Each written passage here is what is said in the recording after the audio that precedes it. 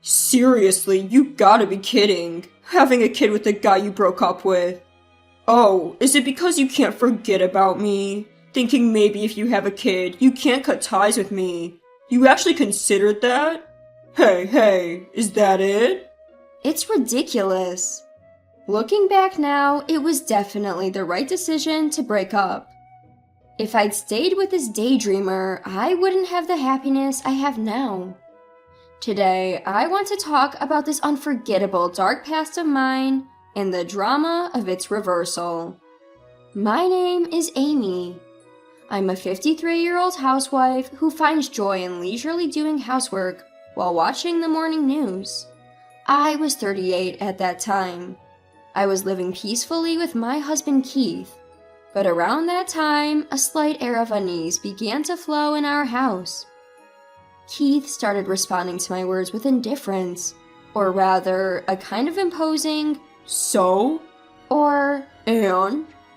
when I tried to continue with, so you see, I'm busy. he would cut me off with. It felt dismissive, as if I was being treated harshly. He hadn't always been like this. He was more of a chatterbox who would try to make me laugh with his jokes whenever he can. But then, this sudden change, because it was so abrupt, I wondered if I had done something wrong, but I couldn't think of anything. Then one day, I noticed a faint lipstick mark on the back of a shirt Keith had put in the laundry. On the day he wore that shirt, he came home late saying he had to work overtime. I didn't think there would be someone at Keith's all-male workplace who would lean against him with lipstick on. If there was, that would be too weird to even imagine. Could it be a woman? I naturally came to that conclusion, but it was hard to prove anything from a single lipstick stain. He could make up any excuse, like bumping into someone. I decided I needed to gather more evidence, and started carefully checking Keith's behavior for any signs of change. Ironically, just being a bit more observant led to a pile of evidence of infidelity showing up. For instance, Keith always got up to use the bathroom around 2 a.m. when I was asleep at night. I had never doubted him before, but it seems that he was actually making calls to a woman during that time in the bathroom. There were times when long hairs came out from the inside of his suit. Also, sometimes when I looked closely at his handkerchief, there were traces of what seemed like wiped-off lipstick. The icing on the cake was when I borrowed Keith's car after a long time and found a tinted lip balm. If Keith had been using a tinted lip balm, that would be another story. But I thought this would be the most irrefutable evidence yet.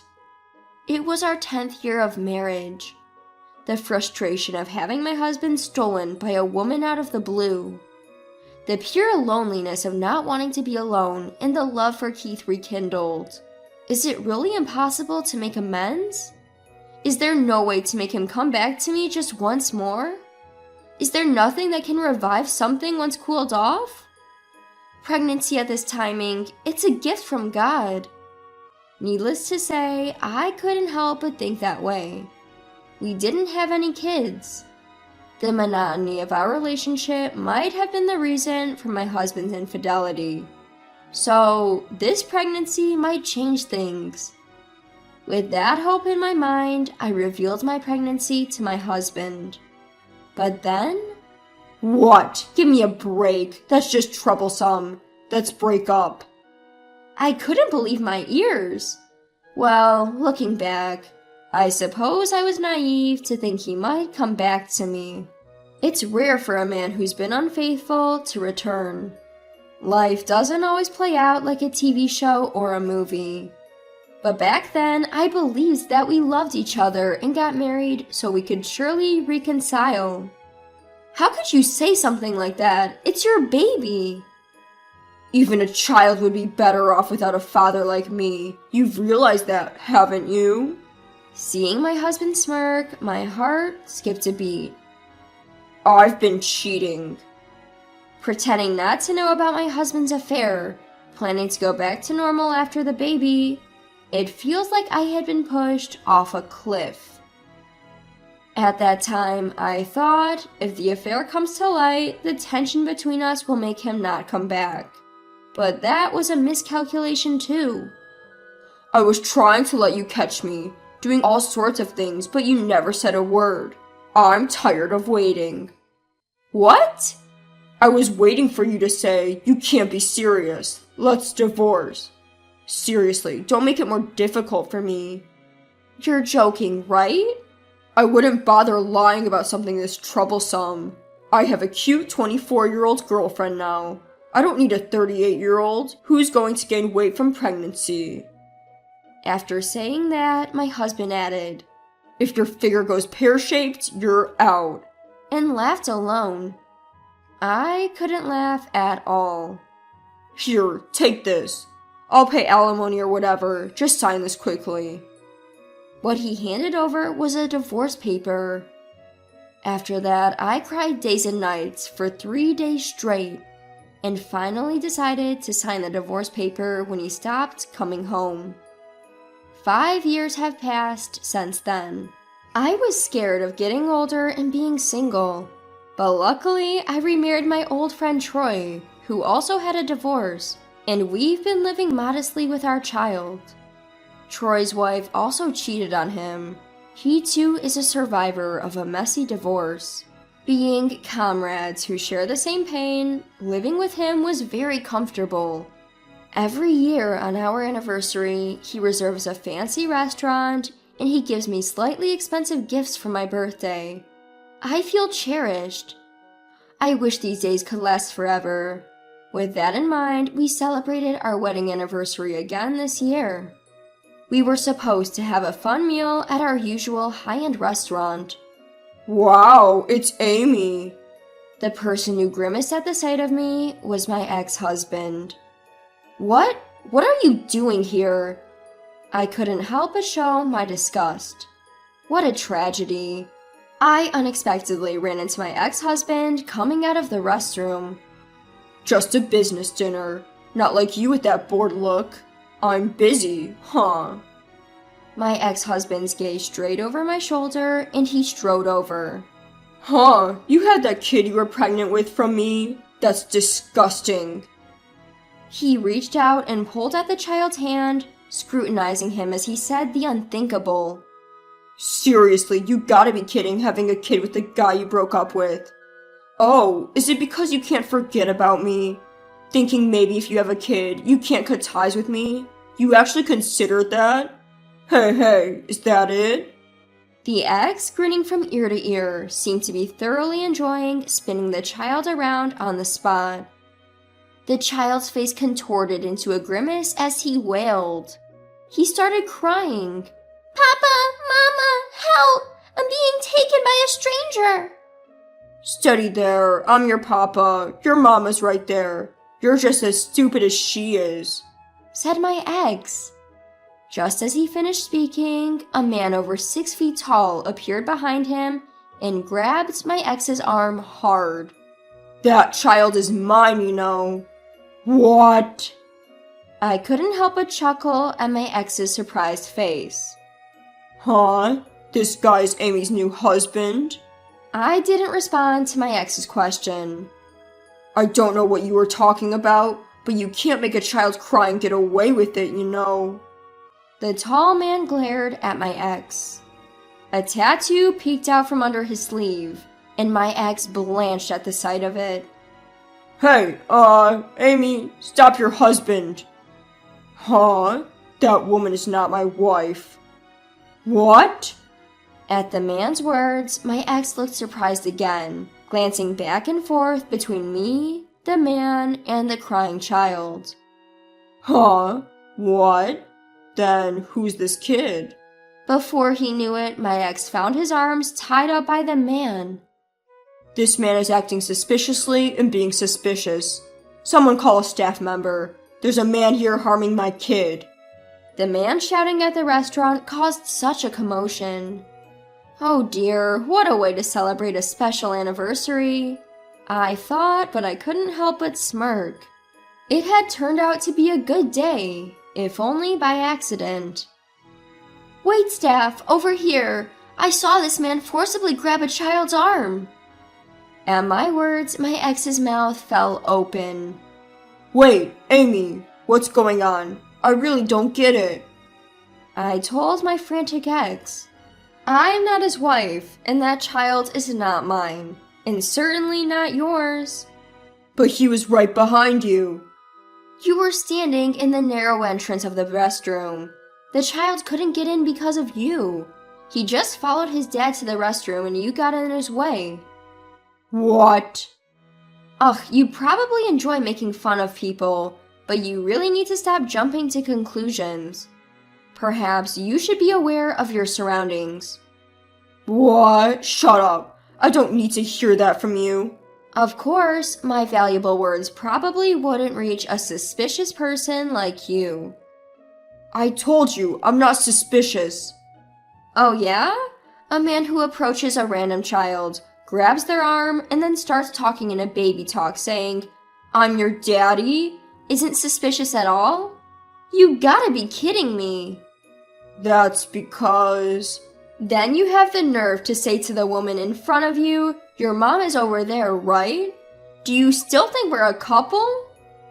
As I say this with a smirk, my ex-husband Keith turns bright red and yells, Stop messing with me. However, as Keith gets louder, the man restraining him tightens his grip. Ouch. Hey, mister. Let me go. I'm innocent. How are you innocent? You undeniably made our precious son cry. That's a misunderstanding. Before Keith could finish, I cut him off with, the fact is, you misunderstood and laid your hands on someone else's child, right? In response, Keith glared at me and said, You. Ew, I've been glared at by a suspicious person. Scary. I say this in a deliberately cute voice, and it seems to rub Keith the wrong way.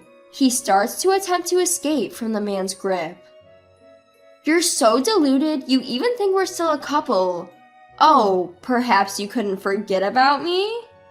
I purposefully repeat the accusation Keith had made earlier. As expected, Keith becomes enraged, and sensing the danger, the man throws him to the ground and straddles his back. You really thought you could escape from me? While the man might be trying to lightly intimidate him, the tattoo adds a layer of genuine scariness. Keith must have thought, this might be the end of me. Hey, Amy, tell them it was a misunderstanding. And as I've said, pulling on a stranger's child's hand is not a misunderstanding at all. I thought it was my kid. Upon hearing Keith's childish pleading in a half-crying voice, I burst into laughter. Claiming he's your kid when you haven't even acknowledged him and haven't paid any child support? Huh? Did we ever talk about recognition or child support after our divorce, Keith? Well, I wouldn't have acknowledged him even if you did. You knew that, and that's why you never contacted me, right? Don't be stupid. Why would I do such a thing when I'm raising a child by myself? I'd hunt you down until you pay. Huh? But then why? You see, the pregnancy test turned out to be a false positive. When I went to the OBGYN, they told me I wasn't pregnant, and that solidified my decision to sign the divorce papers. Yes, during those 3 days when we started discussing divorce and Keith didn't return home, it's true that I spent these days crying.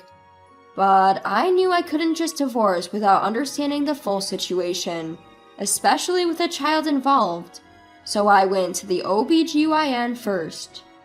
Even if we were to divorce, I wanted to get a grasp of alimony, child support, future living expenses. I wanted to sort all these things in my mind. I even thought about enduring the hardship if it would benefit my child. But at the OBGYN, there were no signs of pregnancy. Instead, they found a tumor in my ovaries. When I went through the surgery for the tumor, I happened to share a hospital room with the mother of my current husband. I was childhood friends with my husband, so I knew both his parents. When he came to visit his mom at the hospital, we reunited and became close again. Once, I thought of my pregnancy at this time as a gift from God, meant to ensure things would work out with my husband. However, it turned out to be a blessing in disguise that led me to realize that breaking up with my husband was the right decision. It also allowed me to find someone who truly cared for me, and led to the early discovery of an illness. Despite having one of my ovaries removed last year, I gave birth to a child with my current husband. Although it may seem like I have been through a lot of hardships, in reality, everything turned out to be a series of blessings for me. Upon learning everything, my ex-husband paled and muttered, "No way, I was dumped by her?" It goes without saying that I couldn't help but laugh at his realization that he was dumped. Well, a young girl wouldn't want to be with an aging man like him. At that moment, a police officer appeared. Apparently, someone from the restaurant had called him. My ex-husband was given a stern warning by the police. He managed to avoid further trouble by sincerely apologizing to the family of the child once the misunderstanding was cleared. Perhaps being thoroughly reprimanded by the police was a severe blow to him. He even came to apologize to me. My ex-husband doesn't know where I currently live, so he actually visited my parents' home and expressed his apologies to my mother. "I made the worst possible exit. I was wrong," he said. Growing older, being dumped by his lover, and no longer being wanted by anyone seems to have broken his spirit. He appears to be experiencing the loneliness of not having anyone to comfort him. But even though he apologized now, I really couldn't care less. I continued to ignore my ex-husband. If we hadn't met there, honestly, I would have forgotten about him long ago. On that day, we ran into each other. My current husband noticed I hadn't returned to our table for a while and came to check on me in the restroom. But he thought, this might be Amy's first and last chance to get back at her ex-husband. So he decided to watch the situation from the shadows. Of course, I would have stepped in if anything happened, but the guy who was restraining him was just so strong. Oh, that guy? He's apparently a returnee, and he was a football team captain in America. Well, that explains his strength. I wouldn't have stood a chance. I was scared, thinking he was some sort of tough guy. Hearing this, I couldn't help but laugh along with him. I admit I wasn't strong when we got divorced. Despite everything, all I did back then was to divorce him at his request, and received a modest alimony payment from him and his lover. Things don't always go smoothly like in fairy tales, so it was impossible to get a huge alimony payment. I also didn't have the strength to resist. But I was able to finally stand my ground and speak my mind to my ex-husband, and I think that allowed me to become truly strong. Now I can finally face my husband and my child without any guilt. Coincidentally, the day of my marriage anniversary this year became the day of my new beginning. And now my husband has become a freelance architect and has doubled his income, allowing me to quit my part-time job and enjoy my life as a stay-at-home mom. My slightly rebellious daughter grumbles when I ask her to do things, but she quietly helps out when I don't ask. Only my husband and I know about her loving nature. Although I had a late-life pregnancy and only have one daughter, our family, along with our 2 dogs, makes for quite the lively household. Despite never having children with my ex-husband, I was able to get pregnant with only 1 ovary and give birth even at an advanced age with my current husband. I can't help but think this is in some way fate. The dream of marrying the special destined one that I had since I was a child came true in an unexpected way through remarriage. Just some dreamy thoughts that I entertain from time to time. And with that, I am here cherishing the everyday happiness that is anything but ordinary.